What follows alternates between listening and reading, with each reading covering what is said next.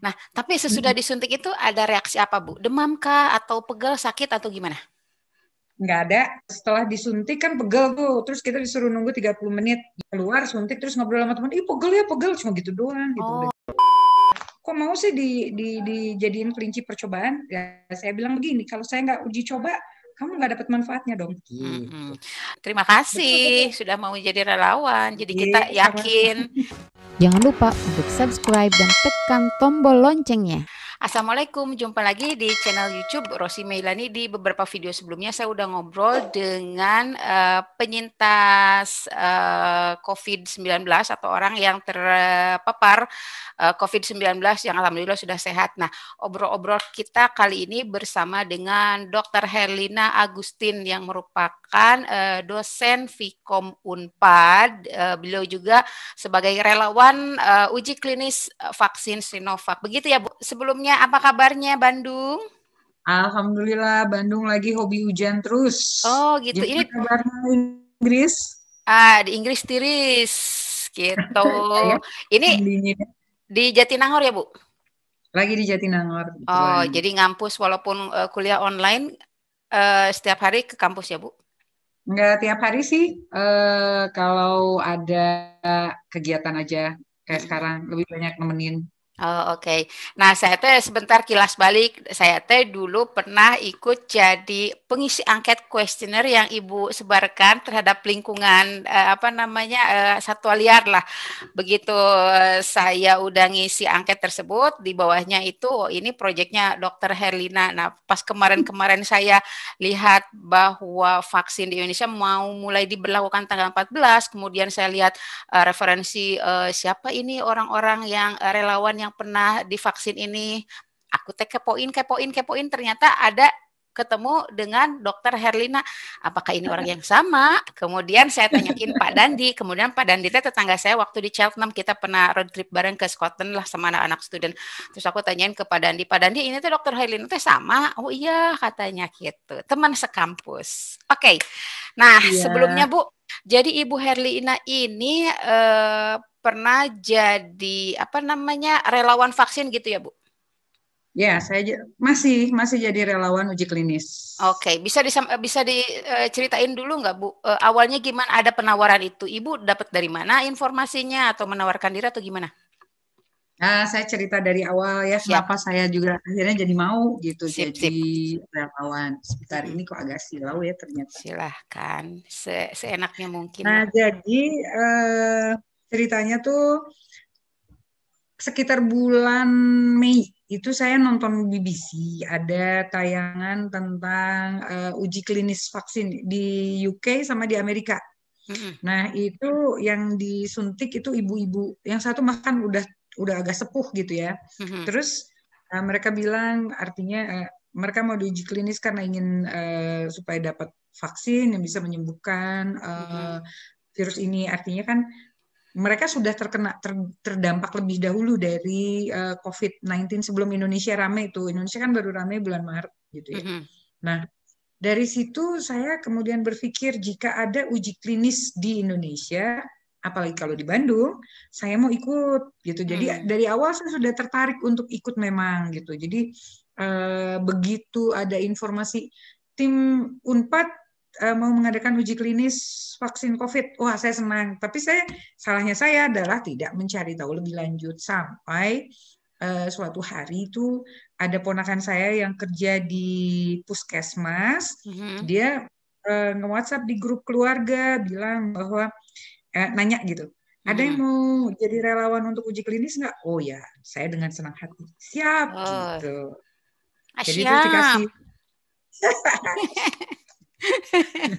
jadi terus saya dikasih formulir ya udah diisi dan sebagainya. Kemudian tanggal 25 Agustus Mhm. itu saya dipanggil sama puskesmas untuk dites tes darah, tes urin, tes periksa tekanan darah, Mhm. berat badan, Mhm. terus Aman. lagi ya berat badan tuh yang bikin deg-degan sebenarnya. Terus apa lagi ya? Oh, swab, swab juga. Jadi komplit gitu peneliti apa ya Syaratannya. pemeriksaannya lebih komplit. di swab, kemudian tanggal 27 hasilnya keluar, saya negatif, jadi tanggal 28 bisa disuntik yang pertama. Jadi saya diuji vaksinnya mulai tanggal 28 Agustus. Kemudian dari tanggal 28, tanggal 11 September itu tes lagi, uji vaksin lagi tanggal 11 September. Kemudian tanggal 30 September itu ambil darah untuk dicek antibodi gitu. Oke. Nah, kan 28 Agustus suntikan pertama, terus suntikan kedua teh 11 September. Nah, jadi 11 atau 14 ya, aku kok lupa ya, antara 11 iya. atau 14 September deh. Oke, saya sudah pernah mewawancara juga, linknya kalian pemirsa channel YouTube Rosi Meilani bisa lihat di pojok kanan atas. Saya pernah interview atau ngobrol santai sama dokter Indonesia yang kerja di rumah sakit Inggris dan beliau juga orang pertama yang mendapat vaksin di daerahnya dia. Jadi dia dokter ngevaksin juga memberikan vaksin. Nah, dokter Malik namanya, dia juga sama, memang aturannya gitu ya Bu ya, suntikan pertama dan suntikan kedua. Jadi suntikan kedua itu untuk ngebooster, untuk memperkuat gitu ya Bu? Ya, untuk mempercepat antibodi itu. Oke.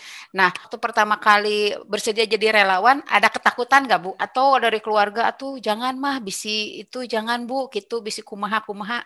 Ada nggak? Sebenarnya saya kan karena itu disampaikannya di keluarga dan saya udah ngomong ya gitu ya, dan nggak ada yang respon, santai. Jadi saya lanjut gitu. Jadi mendukung sekali. Kan nggak ada respon tuh, dan suami saya mungkin lupa kali kalau bininya itu daftar gitu. Jadi pas menjelang hari H, terus saya bilang kan nanti antri nih ya ke puskesmas. Terus dia bilang kenapa?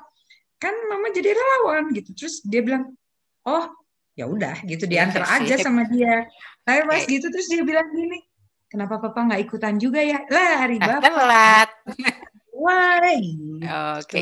Tapi dari tim Vkom Unpad berapa orang selain Ibu? Banyak dosen lainnya jadi relawan?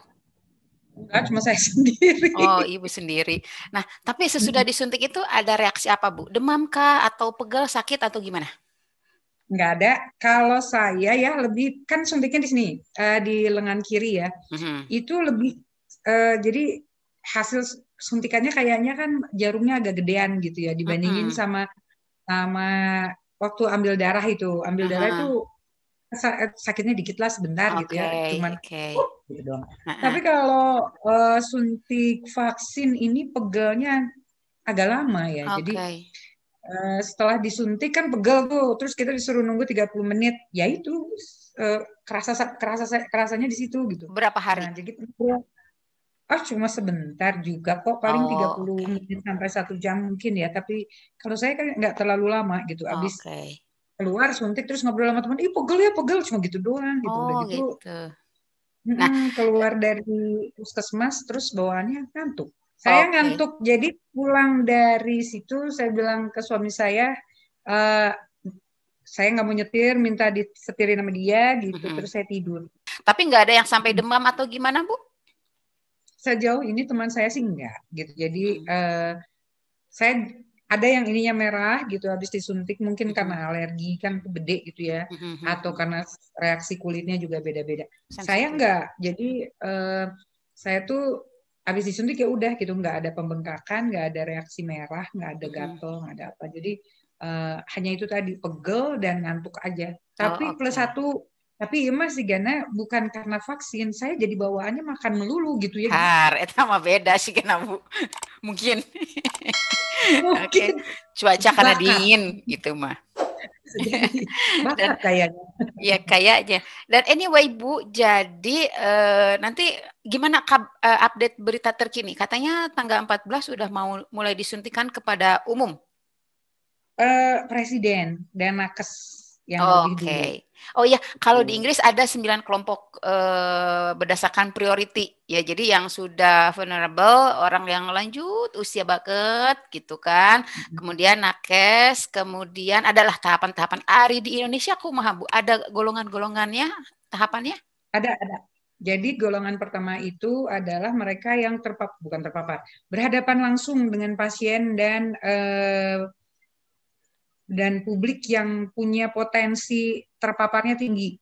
Nakes, petugas keamanan gitu kayak TNI, polisi dan sebagainya yang mereka harus berhadapan langsung dengan publik dan ada kemungkinan untuk terpaparnya tinggi. Kemudian kalau masalah orang tua di sini masih belum masuk karena Sinovac yang dites itu kan baru dari 18 sampai 59. Nah, berarti Ibu suami kan kemarin nggak dapet. Nanti kalau begitu di launching Bapak dapet dong? Bapak dapat tapi saya belum boleh. Karena saya masih jadi bagian dari uji klinis. Saya baru boleh daftar kalau data sudah dibuka, apakah saya dapat placebo atau saya dapat vaksin. Kalau dapatnya placebo, nanti aku mau tanya soal placebo, sok teruskan Bu. Nah, kalau dapatnya placebo, dia diutamakan untuk dapat lebih dulu. Tapi kalau memang ternyata vaksin masih dibutuhkan oleh tim uji klinis, oleh relawan, kita hanya pokoknya semua relawan akan dicek lagi itu setelah bulan Juni. Jadi setelah laporan dari tim uji klinis masuk gitu. Kalau yang namanya metode eksperimental kan terbagi dua. Ada kelompok eksperimen, ada kelompok kontrol. Kelompok eksperimen uji klinis vaksin, kelompok kontrol itu dikasih placebo. Artinya gini, kedua kelompok ini nanti akan dibandingkan gitu, antibodinya mana yang berkembang. Benar nggak sih yang vaksin ini dia lebih berkembang daripada yang placebo? Placebo itu kan cairan kosong, jadi dia disuntik tapi bukan vaksin, gitu. Di lingkungan Ibu ada yang mendengar berita terpapar nggak? Ada. Jadi kebetulan saya pernah satu ruangan dengan teman yang terpapar berdekatan gitu. Setelah di swab, alhamdulillah saya negatif. Gitu. Okay. Sekarang kan tanggal 14 udah mau di launching. Kalau Ibu pendapat Ibu banyak orang yang pro dan kontra. Kalau yang pro kan hore akhirnya yang selama ini kita tunggu ada. Tapi nggak tahu gimana pemikiran orang-orang yang kontra gitu. Entah takut atau gimana. Kalau yang takut ya wajar sih ya. Saya juga selama jadi relawan nggak semuanya positif kok informasinya. Jadi ada juga informasi negatif yang nyampe ke saya gitu kayak misalnya gini, kok mau-mauan sih jadi kelinci percobaan? Nah, gitu. Terus kalau kamu mati emang siapa yang rugi, itu ada gitu pertanyaan kayak gitu. Terus ini kan buatan Cina, kita nggak tahu halal haramnya. Terus banyak hoax gitu yang masuk juga ke WA group gitu ya. Jadi kayak ini mengandung sel dari monyet hijau gitu. Jadi kan kita penasaran nih monyet hijau itu kayak apa gitu sebenarnya. Karena saya tahunya monyet hitam gitu. Gitu beberapa gitu. Nah, terus adalah banyak beberapa hoax atau beberapa informasi yang sebetulnya menurut saya nggak komplit gitu loh. Jadi kayak kok mau sih dijadiin kelinci percobaan? Ya saya bilang begini, kalau saya nggak uji coba, kamu nggak dapat manfaatnya dong. Gitu. Kasarnya mah saya diwadalin untuk kebaikan banyak orang. Iya. Iya. Tapi kan sebetulnya resikonya sangat kecil sekali, walaupun jadi relawan juga nyebutnya oke aja untuk kebaikan orang banyak nyebutnya. Terima kasih sudah mau jadi relawan. Jadi kita yakin tuh Ibu direlakan dirinya untuk jadi percobaan. Anyway, gitulah Bu. Tapi ngomong-ngomong udah keluar kan dari MUI sertifikat halalnya udah kan teruji kan? Halal gitu. Banyak sih masih ada ya orang yang ya namanya juga dipolitisasi gitu ya. Ini baru sekarang Indonesia itu vaksin digratiskan lah. Kalau nggak digratisin siapa yang mau? Situ mau beli. Nah, saya bilang begini, ini emang gratis dan harus gratis. Tapi kalau kamu mau bayar nggak apa-apa silahkan. Gitu. Iya. Enggak gitu. Iya. Kayak tim medis. Kayak aku juga nanya sama dokter, dok kalau menurut dokter gimana? Ada orang yang nggak mau disuntik, ya itu masih hak-hak dia juga ya. Dia bilang terserah aja. Cuman apa nggak kasihan sama badannya sendiri? Kalau dia ngerasa oke, saya mungkin tidak terpapar, tapi dia merupakan sarana untuk menyebarkan ke yang lain juga dong. Jadi ya jangan egois lah. Katanya orang udah dikasih gratis, ada privilege, tinggal suntik doang, kok masih aja ribet gitu kan ya Bu? Saya sih pesennya gini, nggak mau disuntik nggak apa-apa, nggak mau divaksin nggak apa-apa, tapi jangan ngerepotin orang gitu. Kasihan nakes, Oke. capek gitu. Iya, Kalau justru. mau, Iya, sekarang ibarat kata ini udah ada, silahkan disuntik biar semuanya sehat. Kalau misalnya berapa persennya yang nggak mau itu justru jadi sarana yang lain, jadi nggak beres-beres. Atuh kumahanya iya tehnya orang tinggal nyuntikan hoge, cuman iya iya, tinggal ngejos hungkul, pegel doang, tinggal ngantuk datang mungkin. sebentar, nah gitu, tinggal duduk sebentar manis aja, jos selesai gitu Mm-mm. kan. Hatur nuhun atuh Ibu, obrol-obrolnya kita udah 20 menit lebih ya. Aduh, punten ya Oh nggak serius? ganggu. Kayaknya asik ya kalau Saya nggak ngobrol-ngobrol. kerasa. Iya. Ada yang mau closing statement? Sebentar saja.